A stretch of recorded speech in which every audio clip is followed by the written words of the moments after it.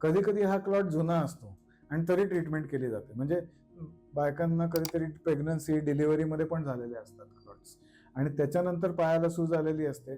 मग डिलिव्हरीच्या वेळेला हा पायाला सूज येतेच आणि त्या डीव्हीटीकडे दुर्लक्ष होते ना, सूज तो पायाला सूज येतेच, आणि मग त्याच्यानंतर तो क्लॉट झालेला असतो, कोणाला माहीतच नसतं. सो तो जुना क्लॉट असतो. आता जे काय झालं ते तुमचा क्लॉट इव्हन इफ तेव्हाचा असला तरी आता जुना क्लॉट झाला.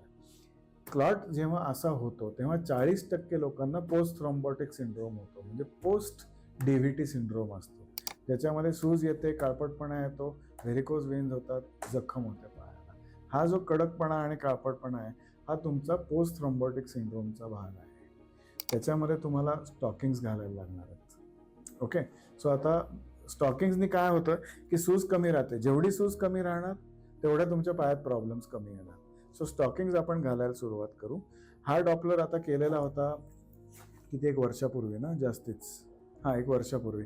सो आता परत एक डॉपलर करून आताची परिस्थिती काय आहे ते बघू. आता आपण डॉपलरमध्ये काय चाललंय ते बघू, आणि सेकंड थिंग इज स्टॉकिंग्स मात्र वापरायला सुरुवात करा. गुडघ्यापर्यंत स्टॉकिंग्स रोज वापरा.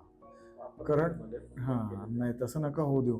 कारण ना तो पोस्ट थ्रोम्बोटिक सिंड्रोमला मग अशा लेवलच्या गुडघ्यापासून खालती क्लॉट असेल ना तर त्याला आपल्याला अँजिओप्लास्टी करता येत नाही, तो क्लॉट डिझॉल्व्ह करता येत नाही, म्हणजे त्याच्यावर पर्यायच नसतात आपल्याला. आणि जितके वेळ तुम्ही स्टॉकिंग वापराल त्याचा फायदाच होणार लॉंग टर्म मध्ये. ठीक आहे, सो तसं करू आपण.